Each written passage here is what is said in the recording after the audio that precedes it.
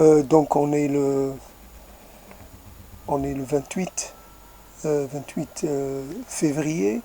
Déjà, j'ai rencontré un mot, plutôt une phrase qui fait titre, qui fait thème, euh, qui fait univers en même temps. Alors cette phrase s'appelle bois flotté, mais dans le sens de ces choses déposées par au hasard, des choses qui ont séjourné pendant un certain temps dans une sorte d'espace d'espace ouvert, espace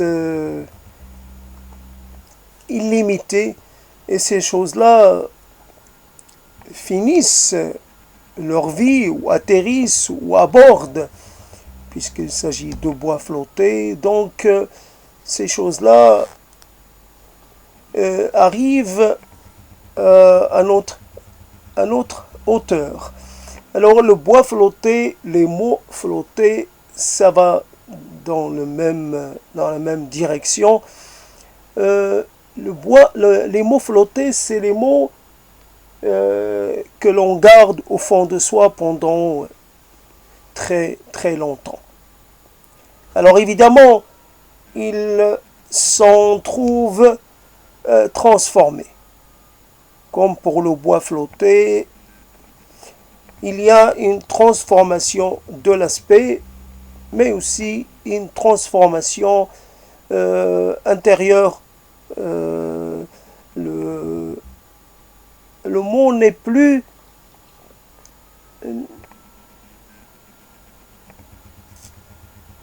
ce n'est pas une sorte de déchet. Là où s'arrête l'analogie avec le bois flotté, on pourrait dire que ce mot-là a traversé le temps, a traversé l'espace, a eu des aventures, a été ici ou là. On ne connaît pas son histoire, on ne peut pas savoir. Et comme ces choses, ces mots qui ont été introduits en nous sans que nous y fassions attention. Voilà, quelqu'un, peut-être de façon involontaire, de façon inconsciente, vous a confié un mot.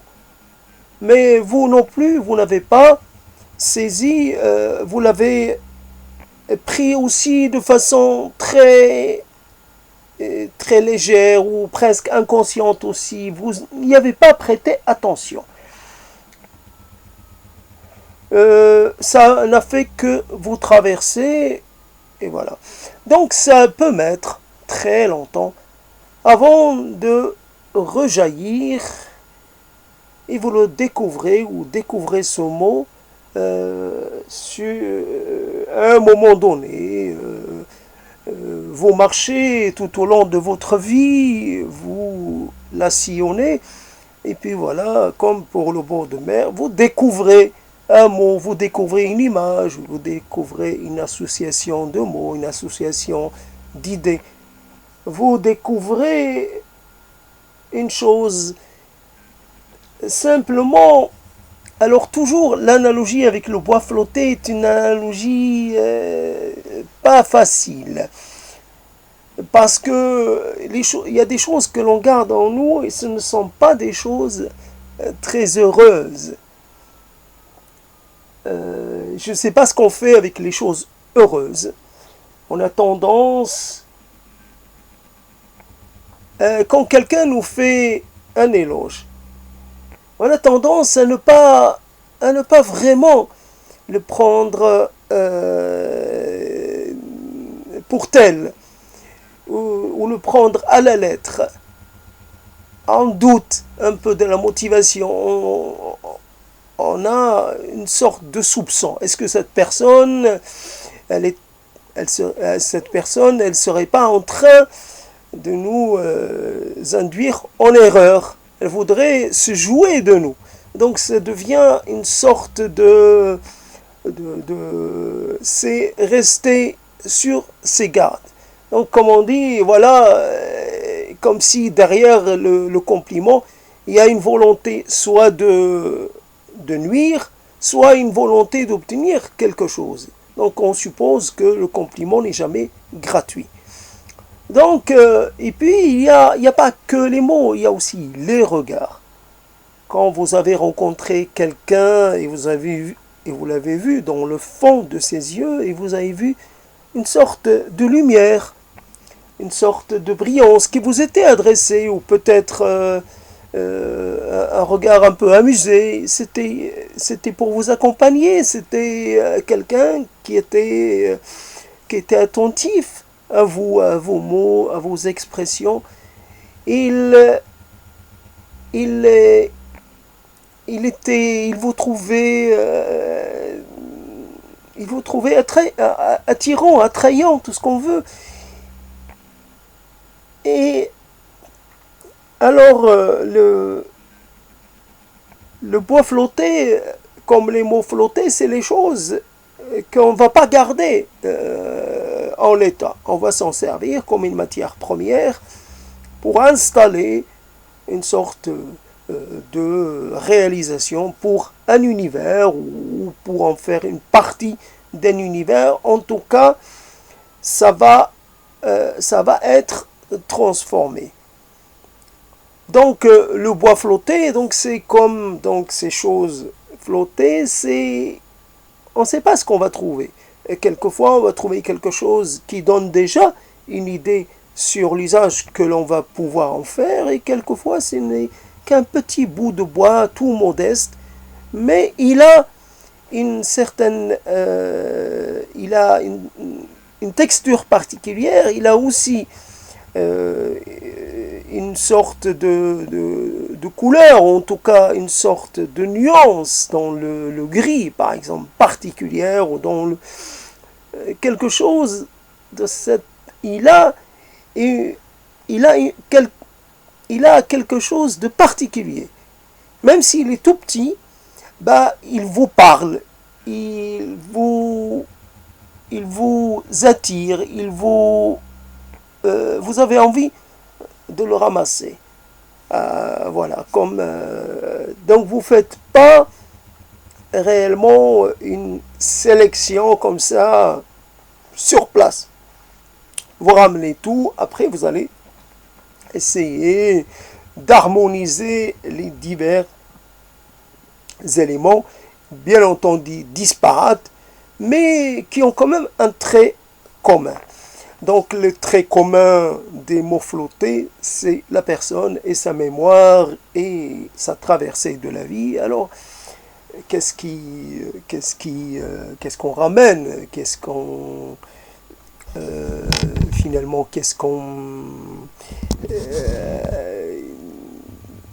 de quoi l'on est porteur.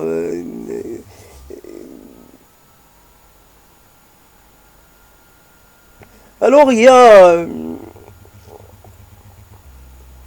les mots flottés, c'est aussi les rêves flottés. Alors ce sont ses propres rêves. Là aussi, c'est une matière à soi. Et ce n'est pas une matière qui appartient à quelqu'un d'autre. Ça, ce sont mes rêves qui me reviennent après avoir séjourné dans une sorte de non-monde, une sorte de néant. Et voilà, c'est ce rêve-là qui remonte à la surface. J'avais envie d'appeler ça aussi des émergences ou j'avais trouvé un autre terme. Ou alors, je pourrais dire les réémergences. Donc c'est aussi parce qu'il y a un phénomène de retour, ou un phénomène de répétition quelque part. Il y a une chose que vous avez rencontrée une première fois, puis vous l'avez laissée partir, et puis elle vous revient. Donc elle vous revient transformée. Que vais-je faire de ce rêve? Qu'est-ce que je pourrais lui donner comme physionomie, comme presque comme aspect? Comment vais-je le cataloguer? Fait-il partie des rêves qu'il faut, comment dire, qu'il faut pleurer, qu'il faut savoir pleurer avec force, parce que là c'était un rêve fondamental, un rêve fondateur, alors qu'il peut y avoir des séries de rêves qui ne le sont pas, ou pas autant. Donc je parle dans l'abstrait, il y a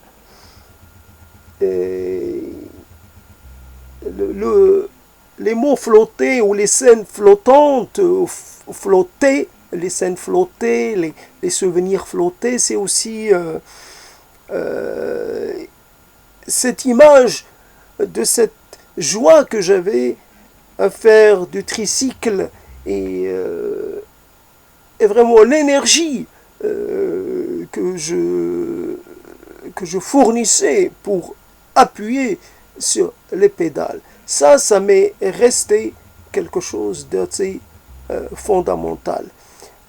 Après, j'ai, on va dire, comme ces gens qui confieraient une partie, je sais pas, on mettrait quelque chose sous terre, et puis on va la sortir au bout d'un certain temps. Alors on va voir qu'il y a eu transformation. Donc ce n'est plus, si on n'a pas, on est face au résultat, mais on ne sait pas exactement comment c'était l'objet qu'on a enterré il y a 20 ou 30 ans.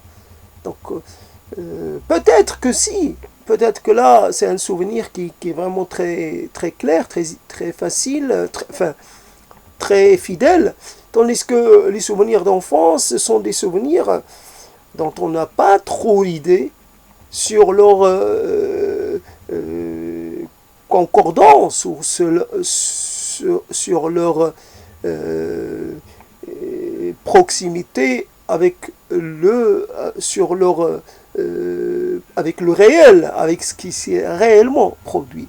Alors là, donc on va faire avec quelque chose qui n'est plus dans sa forme première, mais qui aurait un peu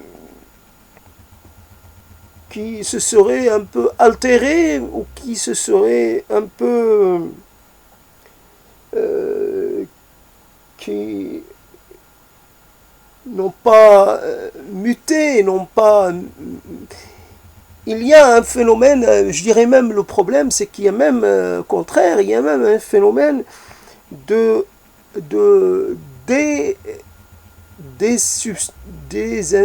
désubstantiation. En fait, il y a une perte de substance. La chose, on la reconstitue, mais on sait que qu'on la reconstitue pas, on reconstitue pas une image complète. On reconstitue une sorte de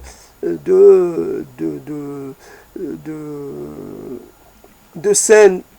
On n'a jamais la scène claire, ou alors on sait que c'est pas nous. Alors c'est un autre enfant. Voilà, c'est plus moi, c'est un autre enfant. Voilà donc le problème. Le problème, ce n'est pas moi. C'est une scène que j'ai rencontrée dans une fiction ou quelque part. Alors c'est plus moi. Alors c'est l'enfant. C'est peut-être dans Shining à ce moment-là, mais ça ne va pas vite. Mais quand même, c'est un enfant sur un tricycle. Voilà le danger. Donc le problème avec les mots flottés, c'est que quand en fait ce serait pas ces mots à soi, ce seraient les mots, je sais pas, je suis allé faire mon marché et j'ai ramassé un mot. Alors le mot flotter que j'ai ramassé hier, c'est le mot de providence. Alors le mot providence, je ne sais pas ce que je peux en faire. La providence. Alors je ne sais même pas expliquer la providence. C'est un rapport avec la divinité, c'est un rapport avec Dieu. La providence, c'est peut-être une chose, c'est un acte obligatoirement, une chose qui fait, qui arrange, c'est une chose qui vous sauve. J'ai la bonne providence. Alors il n'y a pas la mauvaise providence, la bonne providence ou la providence a voulu que je sois sauvé. Voilà un pouvoir peut-être dans les mains d'une puissance. La puissance, donc quand elle agit de façon à sauver quelqu'un ou apporter de l'aide à quelqu'un, donc c'est la providence. Évidemment, cette providence, je ne la comprends pas. Je la comprends d'autant moins que l'idée que j'en avais, elle a cessé d'avoir forme. J'ai eu à un moment une rencontre avec le mot providence. Et puis, ça s'est arrêté. J'ai pas eu l'occasion, dans mes souvenirs, j'ai pas eu l'occasion de nouveau d'entendre le mot providence. Et puis il a fallu que j'écoute des passages des pensées pour moi-même d'Aurel, et puis voilà qu'il dit on ne peut pas la foi en Dieu, la croyance, je ne peux pas ne pas croire en quelque chose dans ce sens, parce qu'à ce moment-là je me priverai du pouvoir de la providence, ou je me priverai de la providence, je ne sais pas comment il a dit. En tout cas, voilà une chose. Alors, bois flotter peut-être, mot flotter peut-être, mais difficile. Difficile. Alors, dans la série des mots flottés, alors encore une fois, donc je suis sorti des mots qui me correspondent pour aller chercher d'autres mots qui ne me correspondent pas de façon immédiate ou de façon trop intime ou trop proche. Voilà, mais malgré tout, chaque fois, c'est un mot qui m'est familier. Alors le mot arrangement,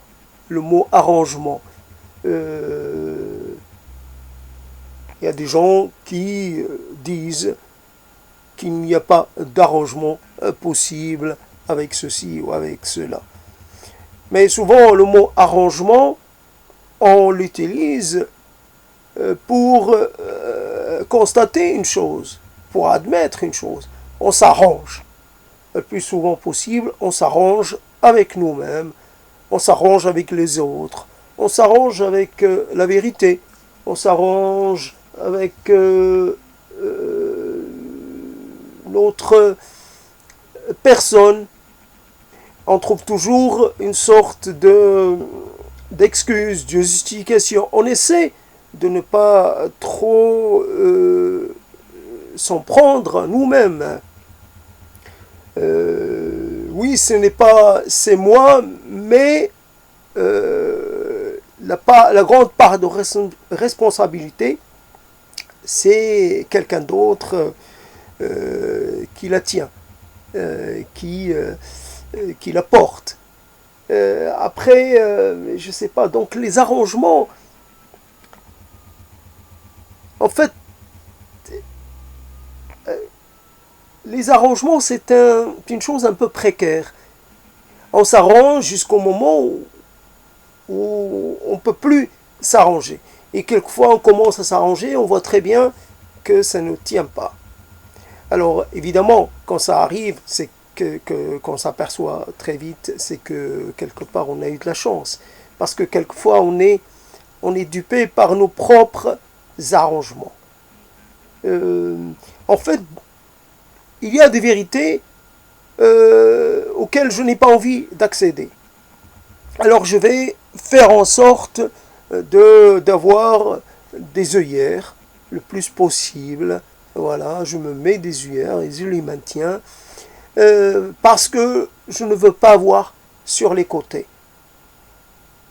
Je dis que ça ne m'intéresse pas. Je veux voir juste droit devant moi. Ben, quitte à rater une partie de ce qu'il y a à voir, ce n'est pas grave. Alors, même le mot arrangement, ben, je ne sais pas comment faire avec. Oui, il y a des moments, on va dire des compromis. Alors, évidemment, le mot arrangement, le mot compromis, et donc, ben, il y a aussi les accommodements. Donc, ça va dans le même sens. Hein. Et le compromis, en fait, on fait un peu la part des choses, on essaie de trouver une sorte de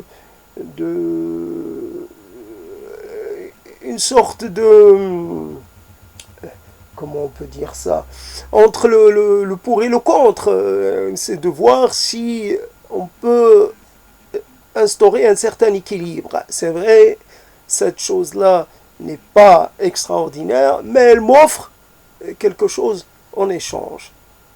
Alors je vais chez quelqu'un, je mange ce qu'il m'offre, mais même si je ne trouve pas ça bon, donc ce qui m'intéresse, c'est de manger, de faire honneur à ce que l'autre me présente, à ce que mon invité, enfin la personne qui m'a invité, me présente, parce que je tiens à lui faire plaisir d'une certaine façon en l'accompagnant dans ce moment particulier.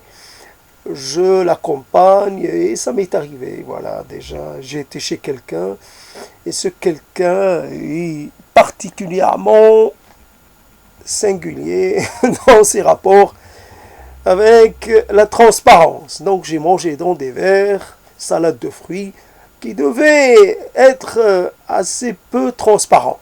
Bref, mais c'était la nuit, il n'avait pas d'électricité, il devait y avoir une bougie, donc j'ai, comment dire, je peux trouver une sorte de justification. Oui, je ne voyais pas bien, je ne voyais pas. Mais si j'avais vu, qu'est-ce que j'aurais fait? Est-ce que j'aurais quand même pris une petite cuillère de cette sorte de... Voilà donc l'arrangement, autant sur le plan, j'allais dire, très concret, comme sur le plan des idées, le plan des personnalités de chacun. Alors souvent, on est en train de faire le pour et le contre, de peser le pour et le contre et d'essayer de voir. Alors quelquefois, on tranche, on dit cette personne est trop, comme on dit aujourd'hui, toxique, est trop néfaste et peu intéressante, etc. Et on décide de l'éloigner de nous. Mais souvent, on se rend compte que l'on a été un peu trop tranchant. On aurait dû quand même, j'en sais rien, c'est comme ça. Alors, mot flotté, c'est vrai que je suis assez embêté. Je cherche, alors si je cherche dans mon environnement, ben, je trouverai rien de particulier. Mais en tout cas, j'ai une idée sur comment je vais traiter le mot flotté. Alors j'aurais aimé en fait, oui, j'avais pensé à traiter ça, transformer bois flotté en jaillissement. Seulement le jaillissement comme les émergences ou les réémergences, ça demande une sorte d'accompagnement physique. Comment faire les réémergences? Si je dois faire sortir le cri premier ou quelque chose que je pourrais imaginer ressemblant, ce cri est, comme je l'ai déjà fait, j'ai essayé d'imiter les douleurs d'enfantement, les douleurs de ma mère. Donc j'ai essayé évidemment de comment dire, j'ai essayé de faire revivre cette séance en étant ma mère. J'étais ma mère parce que j'étais son premier, et donc je m'imaginais en train de déchirer ses chairs. Donc voilà, et il fallait, et c'est moi qui ai fait le passage pour les autres, c'est moi qui ai fait le plus de mal à ma mère ou à notre mère. Après, c'est comme ça.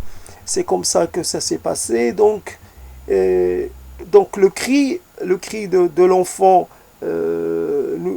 nouvellement né, c'est pas intéressant. Mais par contre, les cris et la douleur que l'on peut imaginer de la mère, et à l'époque, il ne devait pas y avoir de calmant, il n'y avait pas les choses qu'il y a aujourd'hui, mais même, c'est un inconfort de la famille, des inconforts absolus. Il n'y a rien qui puisse finalement faire partir cette sensation, peut-être cette sensation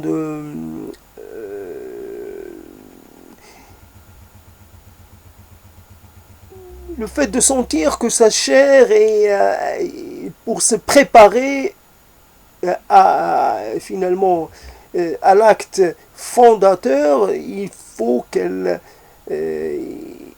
subit une transformation, une mutilation, si je puis dire. Donc il y a voilà, donc c'est donc la réémergence ou l'émergence et puis la réémergence ou le jaillissement, ça doit s'accompagner obligatoirement d'une sorte d'effet sonore et de toutes sortes, parce que c'est du concret, ce n'est pas uniquement des mots, ce n'est pas uniquement des propos comme ça dits à une heure tardive de la nuit, ce n'est pas ça. Alors on est le bois flotté, le mot flotté.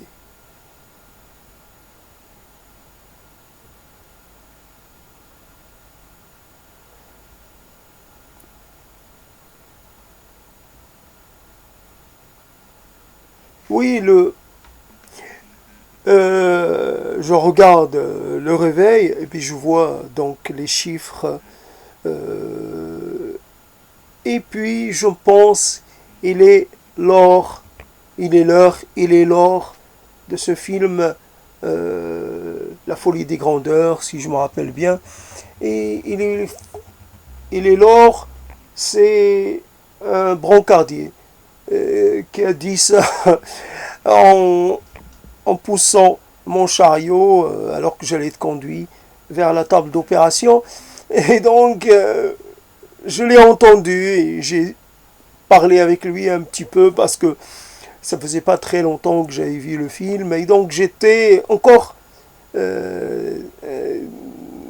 ça, je ne l'ai pas raté. Il est l'heure, il est surtout l'heure. Il est l'heure.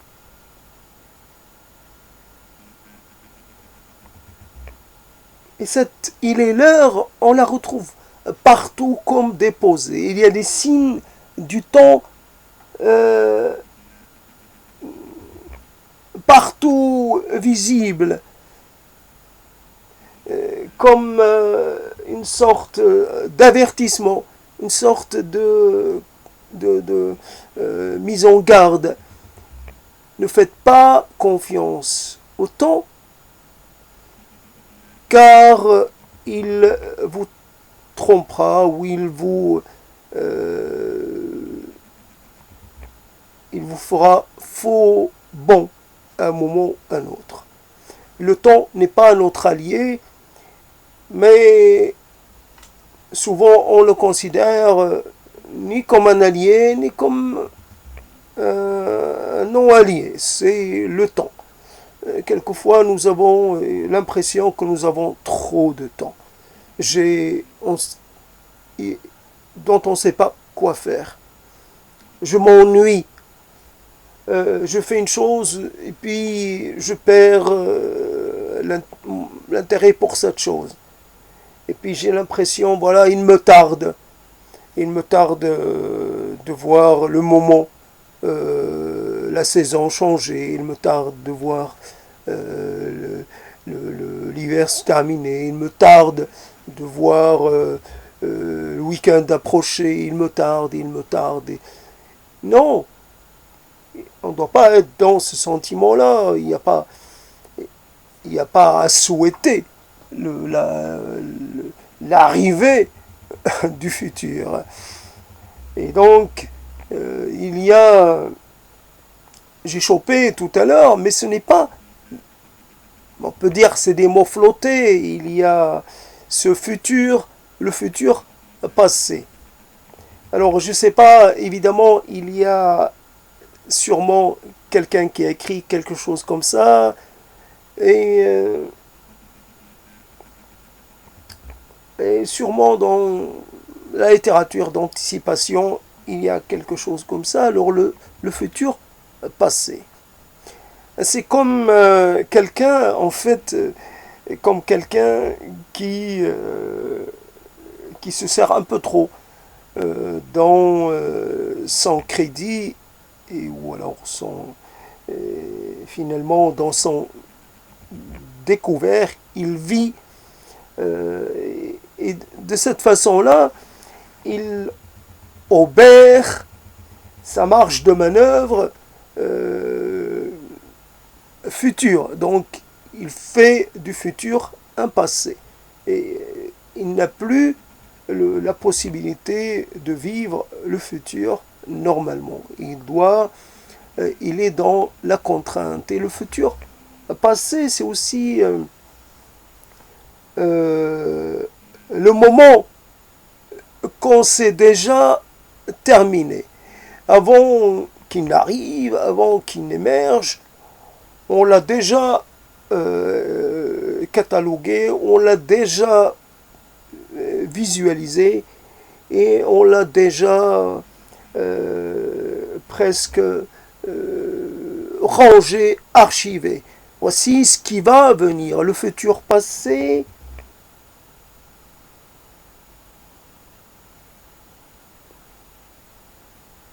Oui, ça peut être une sorte de cercle, un peu, une chose fermée sur elle-même. Le futur accouchant du passé et le passé accouchant d'un futur en particulier. Alors, le futur est passé en même temps, parce qu'il a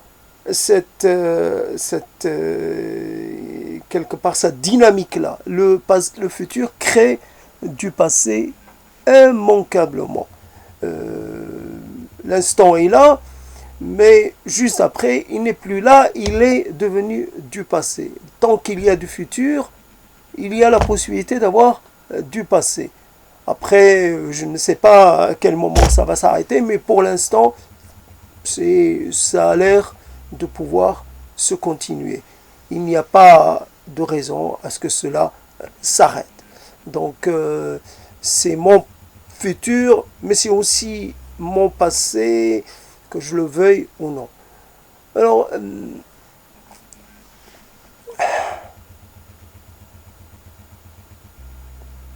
c'est vraiment pas évident.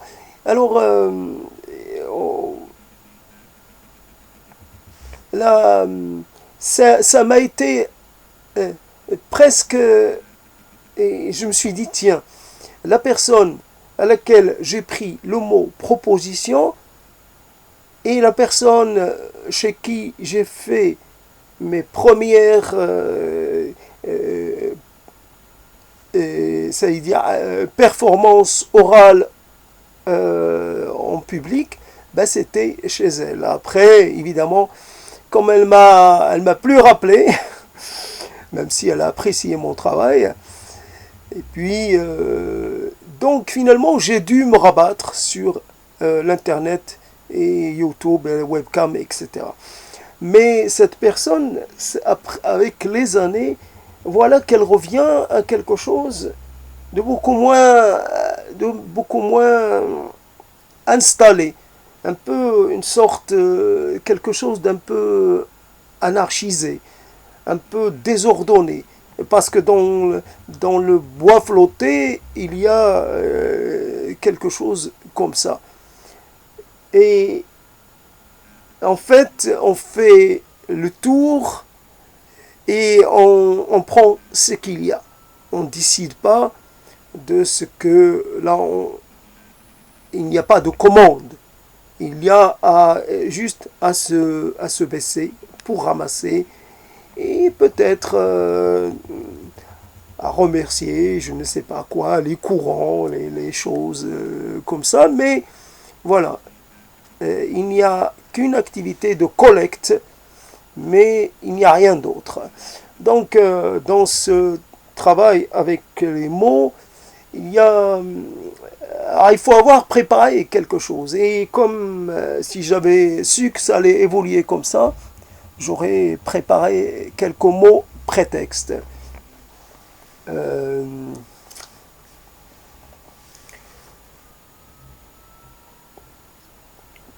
oui, quand on regarde un peu les scènes, euh, on regarde une tête, on, on la trouve intéressante ou pas très intéressante. On regarde une tête et on s'arrête à la tête, on ne regarde pas ce qu'il y a au-delà de la tête et on est là à juger quelqu'un, à essayer de déterminer la suite, de penser la suite des opérations. Cette personne est là à mes côtés, je pourrais m'approcher d'elle, mais je me retiens. Je me retiens parce que il y a quelque chose qui me retient. Et en même temps, je suis fâché contre moi-même parce que je pratique là une forme de sélection et une forme de rejet. Pourtant, une main, c'est une main. Pourtant, une peau, c'est une peau, c'est la même peau pour tout le monde. Des lèvres, c'est des lèvres. Alors, pourquoi être intéressé par ces lèvres-là et pas par les lèvres d'à côté? Ces lèvres-là me parlent. Et ce regard me parle. Et cette coupe de cheveux me parle. Je ne parle même pas de cheveux, je parle de la coupe de cheveux. Et puis, il y a la voix. Il y a le filet de voix. Il y a comment la voix est placée. Et puis le rire, le sourire. La capacité de cette personne à vous faire, à vous donner envie de faire l'impossible à un moment donné. Voilà donc ces mots flottés et ces expressions flottées qui ne m'amènent nulle part. Là, je peux dire que je suis je fais du surplace et je n'arrive pas à avancer. Comme quoi, il y a des moments où ce n'est pas du tout évident, ce n'est pas du tout, même ça devient un peu... Mais est-ce que je lâche ou est-ce que je ne lâche pas? J'avais fait comme une sorte de prophétie auto-réalisatrice. Je me disais que personne ne m'écoute, de toute façon je peux faire ce que je veux, parce que j'ai pas, j'ai pas de retour, voilà. Donc, mais malgré tout, j'aimerais faire des choses qui tiennent un peu, et ne soient pas trop déstructurées, même si c'est peut-être aussi un objectif de proposer du déstructuré. Alors, ouais, je pourrais ouais, aller vers le facile et commencer à utiliser des petites choses comme ça, très très faciles. Et c'est moi. Et je n'arrive pas à sortir de moi. Et c'est ça le problème. Et quelquefois, trop de moi, je pourrais dire tue le moi, non, trop de moi tue l'intérêt pour moi, pour soi. Alors là, on veut être plus que soi, et largement plus que soi. Alors j'ai échoué dans le passé, le futur passé. J'arriverai pas à en faire quelque chose. Et puis, je suis en train d'échouer dans les mots flottés. Peut-être parce que c'était prévisible, parce que c'était comme ça. Si j'avais pas pris la peine de tester, j'aurais pas été informé. Donc au moins, je sais que c'est pas une bonne, ce n'est pas une bonne piste. En tout cas, je dois revenir vers les jaillissements et vers les réémergences, les jaillissements, les rejaillissements, toujours ces phénomènes qui se répètent.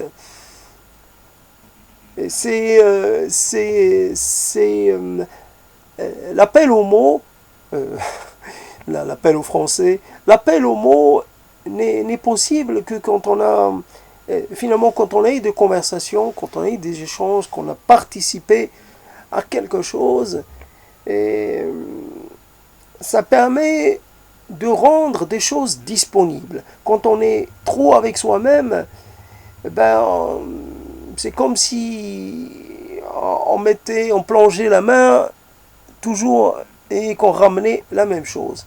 Quand on est mélangé aux autres, et c'est vrai que j'ai entendu des choses au niveau de la forme, mais ces choses-là, j'arrive pas à en tirer un quelconque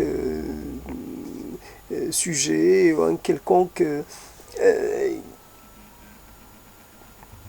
c'est trop de choses, mais qui sont loin de ce que moi je recherche. C'est des mots, j'allais dire un peu quelquefois presque quotidien. C'est la réaction sur sur le champ. C'est dans les médias, c'est aussi des mots qui ont plutôt un rapport avec les sciences humaines. C'est pas ces mots-là que je recherche. L'analyse de tel ou tel phénomène, toujours l'analyse. Puis il y a les mots qui sont juste dans la distraction. Et quelquefois, on veut aller plus loin que la simple distraction. C'est vrai que en fait, j'ai voulu faire quelque chose, une saison en enfer ou quelque chose comme ça. Alors, je peux faire du paratexte comme ça. Je peux faire aussi du paratexte pour les pensées pour moi-même. ça me paraît possible. Ça me paraît possible. Et donc, mais pour ce qui est de faire, de traiter des mots flottés, du bois flotté, transposé, comme ça est devenu mot flotté, je n'y arrive pas.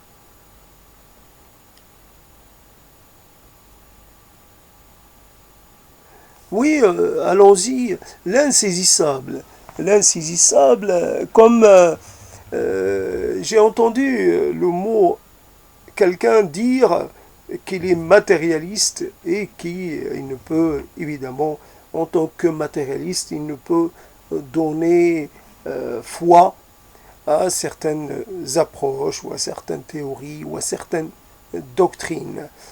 N'empêche, le matérialiste, il est aussi dans l'illusion. Il est tout autant dans l'illusion que le non-matérialiste, que la personne qui professe qu'il n'y a d'autres dimensions que la dimension matérielle, qui est une dimension insubstantielle, qui est une dimension, on peut dire métaphysique, mais une dimension dans laquelle les choses ne se déroulent pas, n'obéissent pas aux mêmes lois.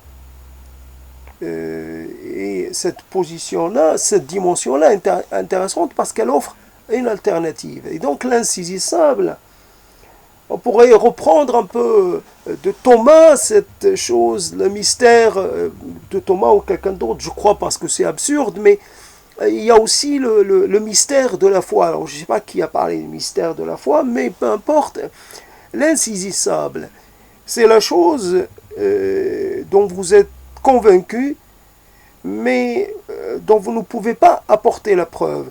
C'est insaisissable. J'ai une foi dont je ne peux pas apporter la preuve matérielle, la preuve concrète. Je crois, et cela va au-delà du rationnel, va au-delà du matériel. C'est une autre forme d'expression. Voilà, moi, si je dis je crois, c'est que finalement,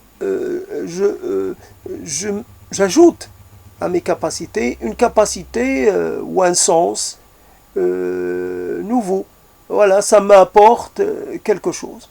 C'est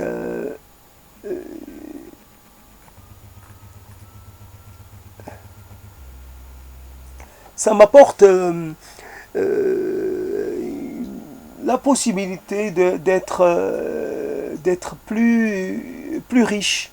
Je sais pas, je suis multiple. Je suis pas réduit à ma dimension euh, matérielle et cette dimension unique, a priori unique. La chose dont je n'ai pas la preuve ne veut pas dire qu'elle n'existe pas.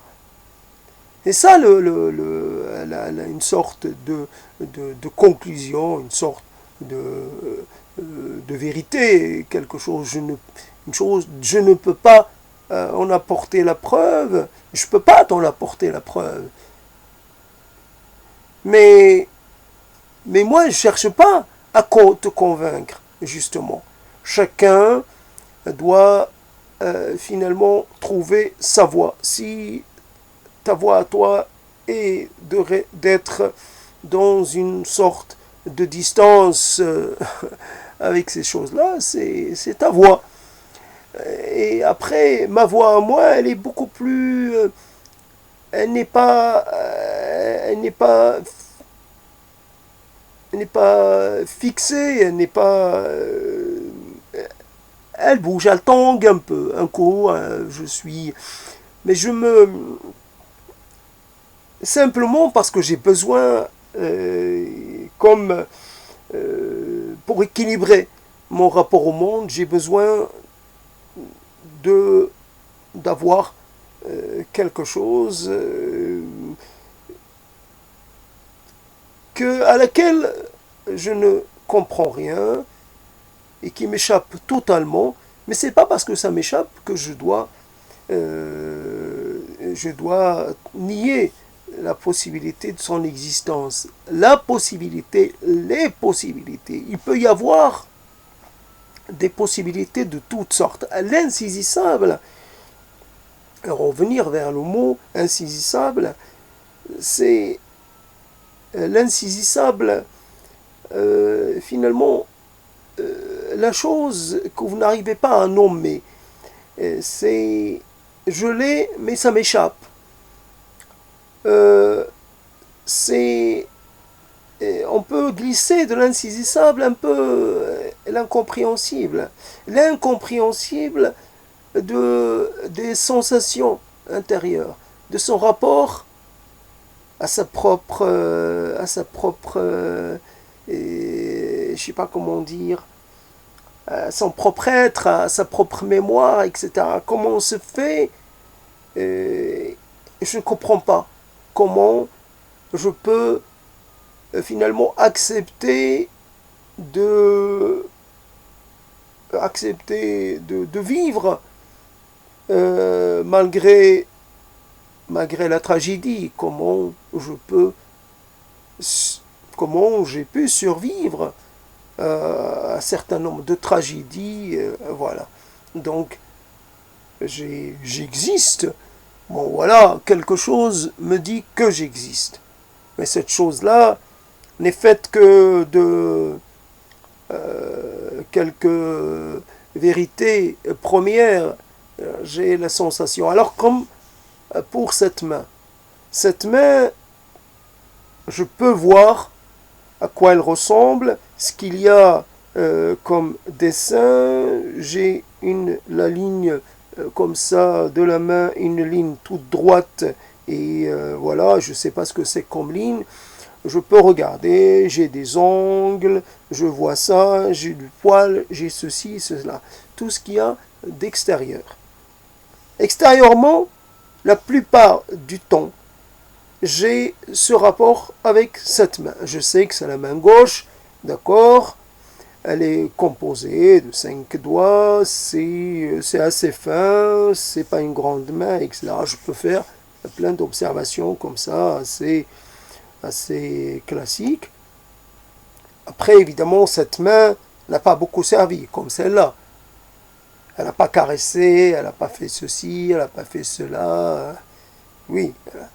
Mais après, là, je suis passé de l'aspect physique à autre chose. Mais là, si je reste, donc cette main, elle est fonctionnelle, autant que possible. Elle a quelques petits problèmes, mais suite à une chute ou je ne sais pas quoi d'autre, et puis elle bloque un peu, elle est un peu bloquée là, au niveau du poignet. D'accord, c'est tout. Mais après, je ne vois pas ce qui se passe à l'intérieur. Au-delà de l'épiderme, il y a des tas de choses. L'essentiel est caché par l'épiderme. Et pourtant, je ne doute pas de sa réalité. Je doute pas d'une réalité que je ne peux observer, à laquelle je n'ai pas accès normalement. J'ai eu accès suite à des petites blessures. J'ai vu que j'avais du sang, quelque chose de rouge qui sortait, comme le rouge qui sortait quand on sacrifiait un être, voilà, ou un autre.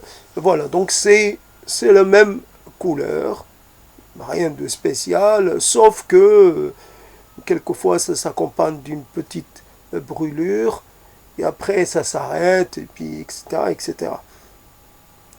Donc, je crois en ce que je ne vois pas.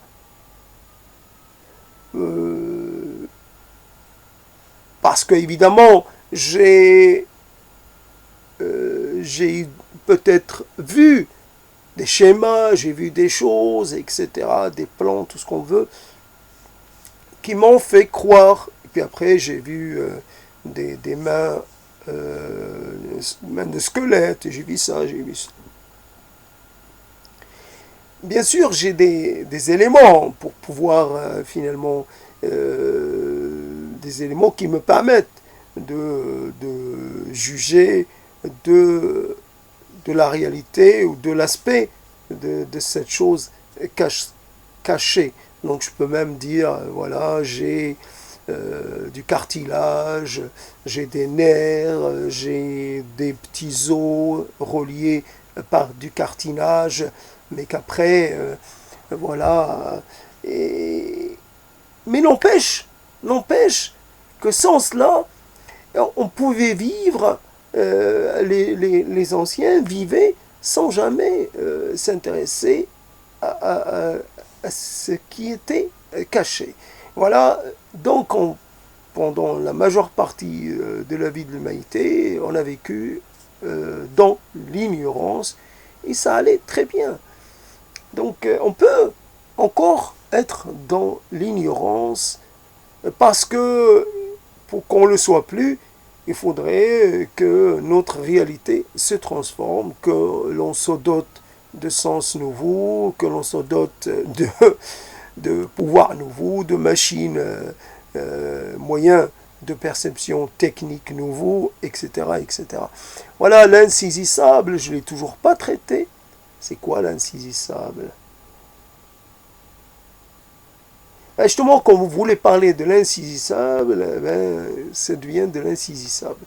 Vous essayez d'appliquer ce terme à des choses qui n'en sont pas, qui n'ont pas été des choses insaisissables. Il y a des choses, c'était des réalités. C'était très, très présent, très concret. Vous avez eu de la haine, vous avez eu de la peur, vous avez eu de la détestation, vous avez aimé, vous avez cessé d'aimer.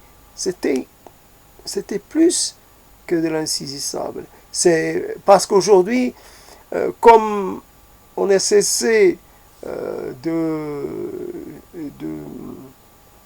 on a cessé de veiller sur comment dire, d'entretenir l'idée des mystères.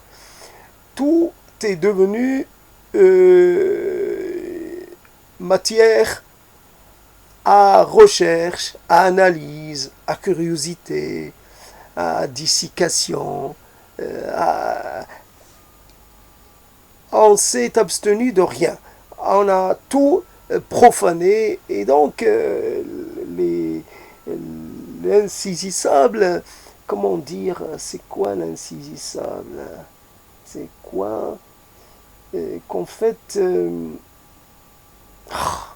j'ai oublié le lien avec le mot insaisissable. Voilà, on a essayé de comprendre les aboutissants, on a réduit le comportement à juste quelques échanges entre substances à l'intérieur de soi. Voilà. Cette molécule va interagir avec une autre molécule, etc.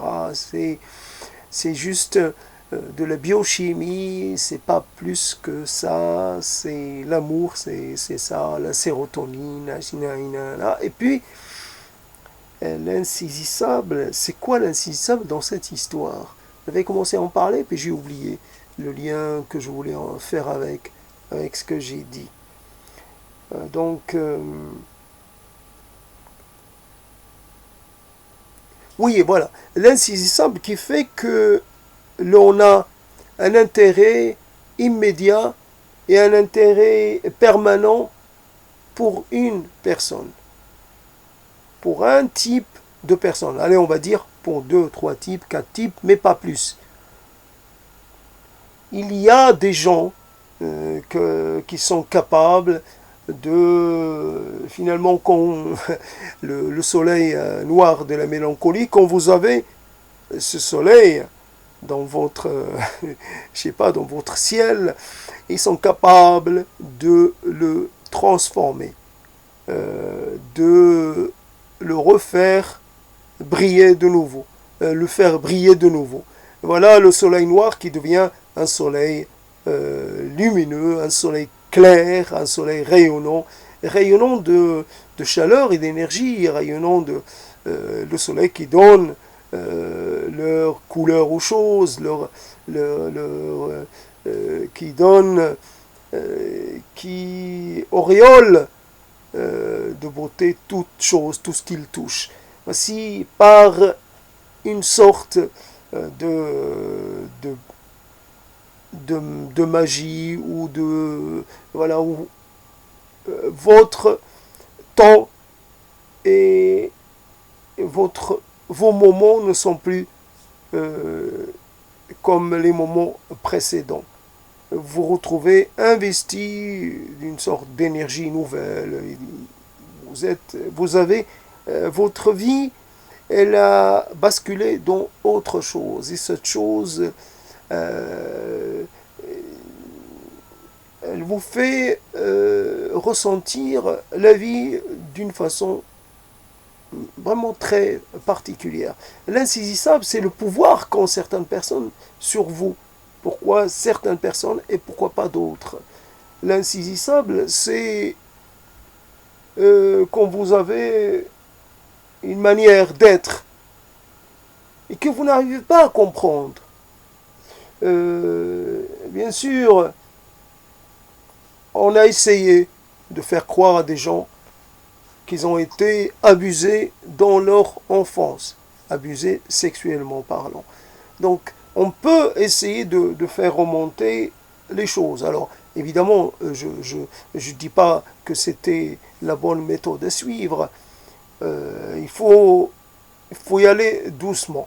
Avec ces jeux de mémoire, il faut savoir qu'on est en terrain miné. C'est miné, donc on a le droit d'agir un petit peu avec une petite légèreté, mais pas une très grande légèreté, ni une très grande liberté. Là, donc, on se dit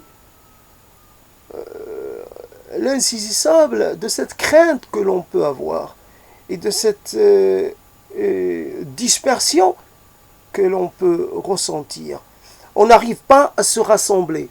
On n'arrive pas à faire entité.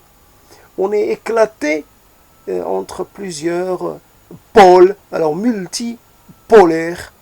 Alors, pas duopolaire, mais tripolaire, ou c'est vraiment un problème. Alors, et puis la peur, presque la peur du succès. Il y a quelque chose qui fait que vous préférez laisser les choses inachevées plutôt que de chercher à les achever. Tout en sachant qu'achever, cela va vous procurer un grand plaisir. Mais qu'est-ce que l'on a avec le plaisir? Qu'est-ce qui nous dérange dans le plaisir? Voilà donc, j'ai pas trouvé comment aborder le mot insaisissable. Donc le mot flotté, insaisissable.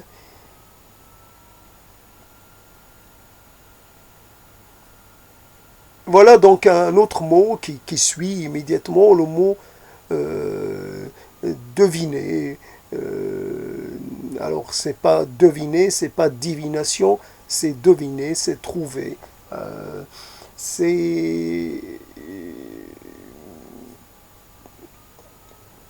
C'est savoir bien se disposer par rapport à un mystère, par rapport à une chose inconnue, une chose peut-être compliquée ou dangereuse, ou peut-être pas.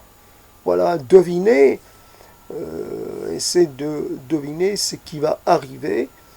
On essaie de deviner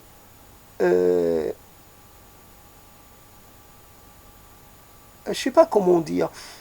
Quelquefois, on fait dans le contre-devinement. Alors, comme l'intuition, la contre-intuition, on fait dans une sorte, je devine ce qui va se passer déjà. Alors, je fais, j'essaie pas d'aller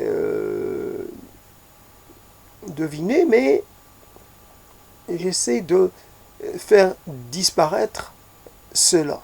Je suis persuadé que je ne vais pas trouver quelque chose qui me corresponde dans telle ou telle situation. Alors je renonce à la situation et ma divination, si je puis dire, mon devinement va servir à va être utilisé pour m'empêcher. Alors deviner, c'est risqué. Dans cet exercice, on ne sait pas si on va avoir raison ou pas.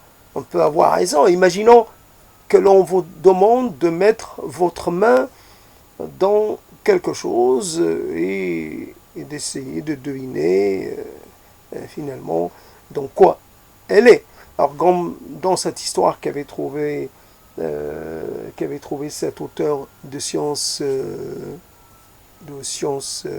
de littérature d'anticipation, littérature parallèle, peu importe, c'était l'idée que on allait induire une douleur imaginaire. Quelqu'un, un héros de son histoire, va mettre sa main dans une boîte et il va ressentir une douleur totalement inédite et vraiment impossible à imaginer. En tout cas, il va ressentir l'effet de la carbonisation de ses chairs. Et voilà, c'était juste une histoire d'induction mentale ou je ne sais pas quoi. Et ce n'était pas vrai. Et voilà comment l'on peut...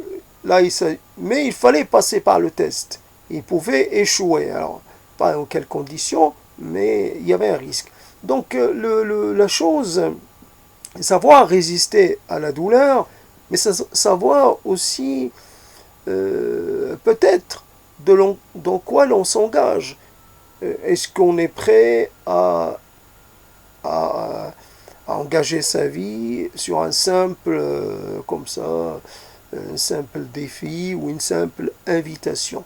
Le héros de l'histoire, lui, a été forcé de le faire. Tandis que nous, quelquefois, on met notre être en danger comme ça, par bravoure ou par, je sais pas, par une sorte de légèreté. Le deviner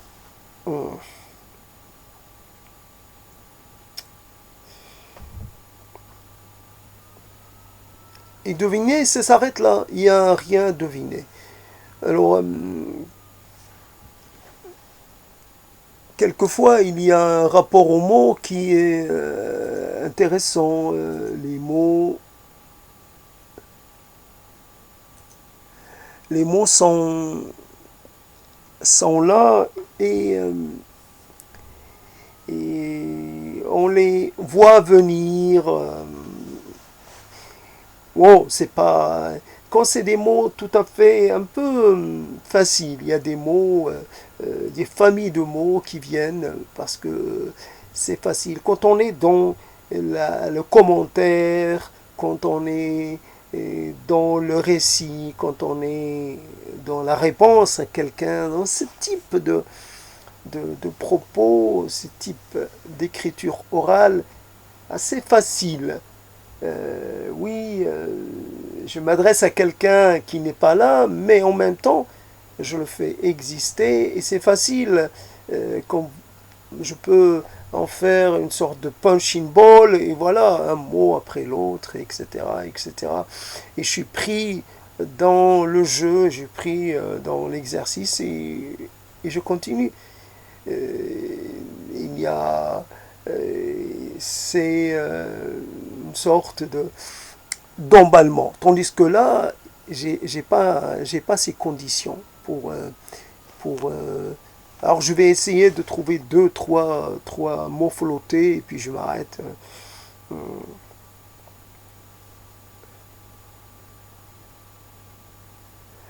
Alors c'est toujours moi, hein, je ne peux pas. Donc elle s'appelait Joie. Elle s'appelait Joie et c'est vrai qu'elle était plutôt allègre, qu'elle qu'elle avait le sourire facile, qu'elle s'enthousiasmait pour les les petites choses, les petits bonheurs de la vie, et euh, qu'elle était enchantante. Elle s'appelait Joie, et c'est vrai que quand on la voyait, on, on disait tiens, quand on la voyait le matin, on disait ça va être une bonne matinée. Quand on la voyait l'après-midi, on va dire l'après-midi va être un bel après-midi. Quand c'était le soir, c'était pareil, toujours. Elle apportait les bonnes nouvelles. Elle apportait sa joie avec elle. Partout, c'était... Et même quand ça n'allait pas très bien, ben, sa présence suffisait à apporter une petite consolation, à alléger le poids du chagrin. Voilà, elle s'appelait Joie. Et, et quelquefois, on a envie de l'appeler joyeuse, aussi insouciante, rayonnante, heureuse, souriante, avenante. Elle avait toutes ces qualités-là. Elle s'appelait Joie, mais quelquefois, il nous arrivait de l'oublier. On s'était habitué à son nom. On s'était habitué à elle. On vivait dans une atmosphère un peu bienheureuse et on pensait que cela allait durer. Ça s'appelait joie et quelque chose avant un petit tour du destin. Sa vie ne devait pas s'achever sur une note joyeuse. Elle devait elle devait partir très tôt. Elle était destinée à vivre peu de temps. Un peu comme ces choses, étoiles filantes, ces choses qui brillent juste avant de disparaître à jamais. C'est vrai qu'elle a brillé, elle a brillé longtemps. On a profité d'elle. Mais aujourd'hui, il faut qu'on il faut qu'on lui dise adieu. Mais comme elle est morte, notre joie est morte avec elle. Elle était notre joie. Elle nous a abandonnés. Alors, on ne sait pas. Est-ce qu'on est-ce qu'on a été trop confiant? Est-ce qu'il y a quelque chose qu'on doit payer aujourd'hui parce qu'on a été longtemps joyeux? Elle est morte et elle n'avait que 20 ans. Mais il nous a donné 20 ans de joie. Elle est morte à l'aube de ses 20 ans. Elle est morte. Pas joyeusement.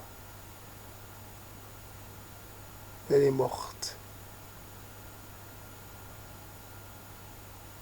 De façon impromptu, comme ça. Elle était là, puis l'instant d'après, elle n'était plus. Alors c'est ça, le bois flotte, les mots flottés, c'est ça. Alors,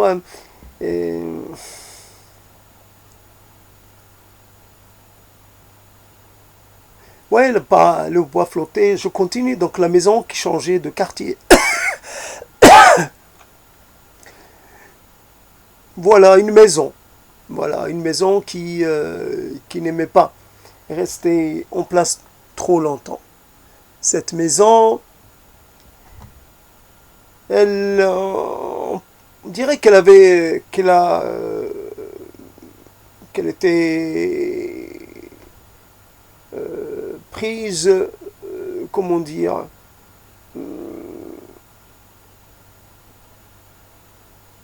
qu'elle s'ennuyait très vite.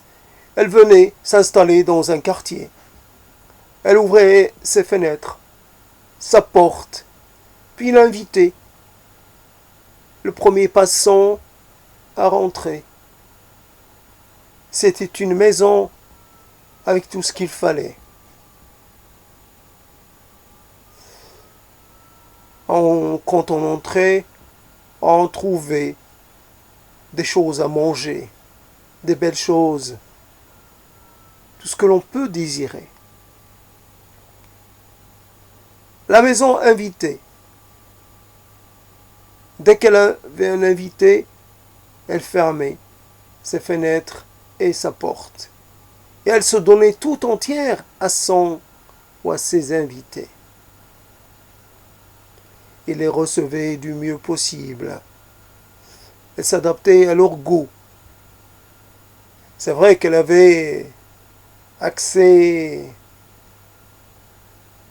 à une autre dimension dans laquelle elle peut puiser ce dont elle a besoin. Aujourd'hui, elle a préparé un beau gâteau au chocolat. Il a mis beaucoup de chocolat. Et le gâteau était prêt à 4 heures. Juste au moment où on avait envie de planter ses dents dans cette matière noble et hautement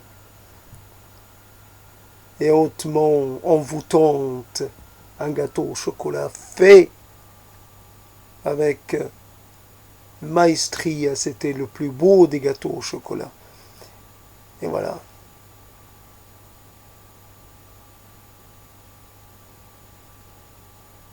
Chacun avait une part, mais la part était énorme. La maison régalait. La maison assurait la totalité des besoins. Et puis, une fois le diable, la bougeotte, la reprenait, elle s'arrangeait pour expulser ses invités, comme ça. Juste en prétextant, en les faisant sortir, en leur faisant miroiter quelque chose. Et ça marchait à tous les coups. Et puis, elle se redressait, puis elle commençait ses longues enjambées. Quelquefois, elle marchait pendant longtemps. Il lui arrive de se mettre au sommet d'une colline et puis d'observer ce qu'il y a autour d'elle, tout en haut de la colline. Il lui arrivait aussi d'aller comme ça s'installer. Elle improvise dans un quartier. Entre les maisons. Le matin, les gens se rendaient compte qu'il y avait quelque chose de changé, mais ils ne savaient pas quoi, parce que la maison avait le sens du mimétisme. Mais il y avait quelque chose de plus. Ainsi, la maison qui bougeait. Alors on peut aussi imaginer la maison qui est bernée, parce qu'elle a ses saisons. Quand elle avait beaucoup voyagé, quand elle avait beaucoup donné, elle se plongeait dans une sorte de torpeur. Et puis, elle laissait passer les années, les siècles. Elle aimait assister. Elle aimait voir les changements. Elle a connu beaucoup. Elle a traversé beaucoup de périodes. Elle a vu beaucoup de choses. Elle ne change pas. Elle change d'aspect. Mais au profond d'elle-même, elle ne change pas. Mais vous voyez que tout autour d'elle, ça changeait beaucoup. Les forêts disparaissaient. Les villages devenaient plus habités. Il y avait plus de monde. Il y avait plus de passages. Il y avait plus de rires. Il y avait plus d'enfants. Il y avait moins d'oiseaux, mais il y avait plus d'enfants. Il y avait moins de fleurs dans les champs, mais il y avait plein de maisons. Les maisons remplaçaient les champs. Donc la maison qui se déplaçait, quelque chose comme ça, on peut continuer. Là, ce n'est pas du tout des mots flottés.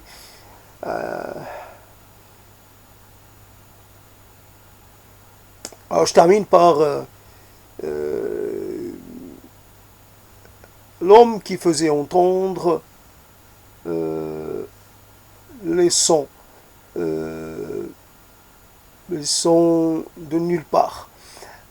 Quelqu'un, la capacité il avait la capacité d'éveiller en vous des sensations inaccoutumées. Il pinçait les cordes et vous vous retrouvez pris d'une sorte de comme si vous étiez possédé par des émotions, de puissantes émotions. Un accord, et c'est l'accord qui parle à votre cœur, et l'autre accord, c'est celui qui parle à votre enfance, et c'est l'autre accord qui vous parle à vous, jeune homme, plein de fougue, et fou, fou, fou. Eh bien, l'autre accord est là, c'est vous, très, comment dire, installé, vous, un peu comme fixé à votre place. Vous avez l'air de fonctionner au ralenti, vous avez l'air d'avoir pris racine. Un accord, et puis le sourire oublié. Revenez à la vie, vivant, rayonnant, entier. J'avais oublié à quel point j'avais aimé ce sourire. C'est ce sourire comme j'avais aimé cet instant, ces instants comme j'avais aimé. Et que j'avais aimé sans l'avoir jamais dit, sans l'avoir jamais exprimé, comme j'avais aimé et pas aimé en même temps, comme j'avais aimé et pris peur, pris peur. Toi que j'aimais et qui me faisais peur, pourquoi tu me faisais peur? Un accord et je me retrouve à dire, à pleurer pour demander pardon. Pardon à tous. Pardon et un pardon. L'homme avait cette capacité-là. Économie. Économie dans les gestes. Pas de fioriture.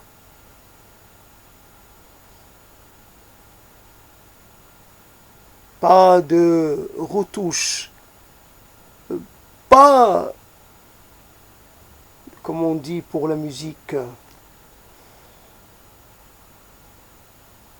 ces choses qu'on ajoute pour, je sais pas, il doit y avoir un mot pour la musique pour dire les choses qu'on rajoute qui ne sont pas nécessaires. Je l'ai rencontré ce mot, mais je l'ai oublié.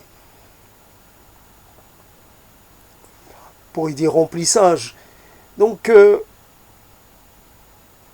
il y a, il y a quelque chose qui est prête à jaillir, qui est prête à se matérialiser ou à se rematérialiser. Il suffit juste de créer les conditions adaptées, de trouver le juste mot, le juste accord. Voilà, donc ça me désole parce que je sais que j'ai la capacité de bien entreprendre cet exercice. Mais quelquefois, on n'est pas le maître de ces mots. On n'est pas le maître de sa forme et on peut se retrouver un peu impuissant et obligé d'avouer que l'on n'est pas, que l'on est obligé de dire qu'on est désolé pour ce ratage, mais c'est comme ça que la chose se présente.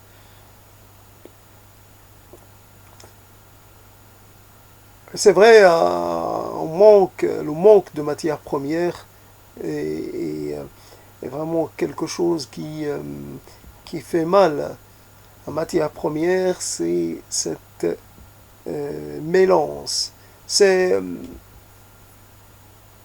Il faut des gens vivants et pas des gens morts. Il y a des gens morts, on peut les ressusciter pour, comme dans cette histoire, pour leur faire reconnaître des choses, mais ça ne sert à rien, ils sont morts. Ils sont morts, le spectacle de leur peut-être qu'on pourrait leur faire jouer, le repentir qu'on pourrait leur faire dire ne sert à rien, ils sont morts. Ils sont morts, et nous aussi avec. C'est aussi on est mort. Moi, je suis mort il y a finalement une certaine période de ma vie. Je suis mort à des choses, à des rêves, à des espoirs, à des attentes, à des possibilités. Je suis mort aussi à des mots. Je dois accepter ce que je suis et ne pas évidemment chercher. Je reconnais, il y a des mots, qui sont devenus absents, absents peut-être pour toujours, manquants, voilà. Et On s'exile quelquefois à l'extérieur de ses propres mots, à l'extérieur de son propre être, son propre destin. On devient évidemment spectateur de une sorte, je regarde comment ce corps est en train d'évoluer, comment il se transforme et comment il risque de, de, de devenir ce qu'il risque de devenir dans quelque temps. Voici donc la fin de cette chose qui n'a pas été assez productive.